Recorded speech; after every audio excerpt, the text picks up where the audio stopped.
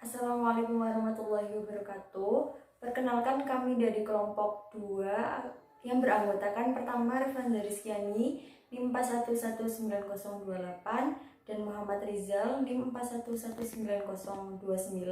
Kami akan mempresentasikan hasil diskusi kami mengenai korelasi kaidah fikih dengan fikih dan usul fikih. Untuk yang pertama adalah pengertian dari fikih. Secara etimologi, fikih berasal dari kata faqaha yufaqihu fikon yang berarti pemahaman. Pemahaman sebagaimana dimaksud di sini adalah pemahaman tentang agama Islam. Kata fikih sebenarnya berasal dari kata bahasa Arab, yaitu bentuk masdar atau verbal noun dari akar kata bentuk madi atau past tense faqaha yang secara etimologis berarti mengerti, mengetahui, memahami, dan menuntut ilmu.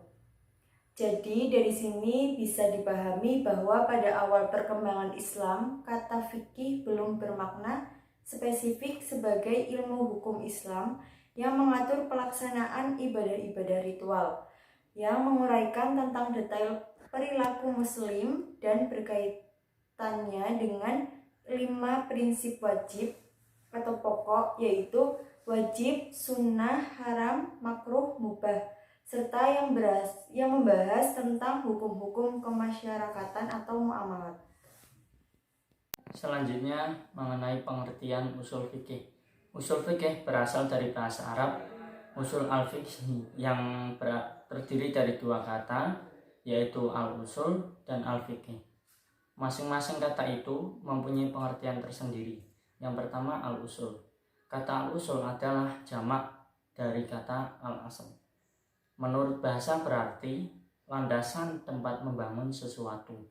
Menurut istilah seperti dikemukakan Wahbab Asy-Syuhaili, guru besar Universitas Damaskus, kata al-asl mengandung beberapa pengertian. Yang pertama, bermakna dalil seperti dalam contoh dalil wajib sholat adalah Al-Quran dan As-Sunnah. Yang kedua, bermakna kaidah umum, yaitu satu ketentuan yang bersifat umum yang berlaku pada seluruh cakupannya. Seperti dalam contoh, Islam membangun di atas 5 kaidah umum. 3, bermakna asal, yaitu tempat menganalogikan sesuatu yang merupakan salah satu dari rukun qiyas. Seperti dalam contoh, khamr merupakan asal atau tempat mengkiaskan narkotika.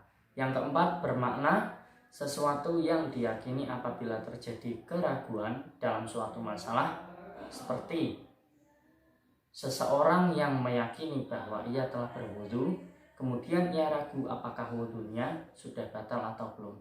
Maka dalam hal ini, ketetapan fikih mengatakan yang diyakini adalah keadaan ia dalam keadaan berwudu. Artinya, dalam hal tersebut yang dipegang adalah sesuatu yang diyakini itu. Yang kemudian al-fikih. Kata kedua yang membentuk istilah usul fikih adalah kata al-fikih. Kata al-fikih menurut bahasa berarti pemahaman. Menurut istilah al-fikih dalam pandangan Asy-Syuhaili, terdapat beberapa pendapat tentang definisi fikih. Abu Hanifah mendefinisikan sebagai pengetahuan diri seseorang tentang apa yang menjadi haknya dan apa yang menjadi kewajibannya, atau dengan kata lain, pengetahuan seseorang tentang apa yang menguntungkan dan apa yang merugikan. Kemudian korelasi kaidah fikih dengan fikih dan usul fikih. Qawaid al-fiqhiyah atau kaidah-kaidah fikih merupakan kaidah umum yang berfungsi untuk mengelompokkan masalah-masalah fikih yang bersifat tafsili atau terperinci menjadi beberapa kelompok. Pengertian kaidah secara bahasa bermakna asas yang berarti pondasi terperinci menjadi beberapa kelompok. Pengertian kaidah secara bahasa bermakna asas yang berarti pondasi atau dasar. Kata kaidah tersebut telah menjadi bahasa serapan dalam bahasa Indonesia yang dalam Kamus Besar Bahasa Indonesia diartikan sebagai rumusan asas yang menjadi hukum, aturan yang sudah pasti, patokan maupun dalil. Jadi Antara korelasi kaidah fikih dengan fikih dan usul fikih itu intinya mempermudah seseorang untuk memahami ilmu fikih, sehingga dengan adanya kaidah fikih ini lebih mempermudah seseorang untuk mengelompokkan suatu hukum. Oke, terima kasih. Itu tadi penjelasan dari hasil diskusi kami. Mohon maaf bila ada kata-kata yang kurang berkenan. Billahi taufiq wal hidayah. Wassalamualaikum warahmatullahi wabarakatuh.